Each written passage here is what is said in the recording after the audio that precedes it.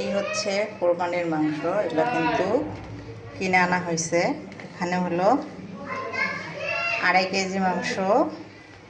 তো 2.5 কেজি মাংস হচ্ছে 1200 টাকা। তো বলেন তো বন্ধুরা, মাংস কিনে কি জিতেছি না ঠকেছি? 2.5 কেজি মাংস কোরবানির 1200 টাকা দিয়ে কিনছি। হাই বন্ধুরা, এই যে দেখেন কোরবানির মাংস। এগুলো কিন্তু তারপরও কিনে নেওয়া হয়েছে। তো এখানে হচ্ছে 1200 টাকার কয় কেজি জানি, 2.5 কেজি 1200 টাকার মাংস। তো বলেন তো জিতেছি না ঠকেছি?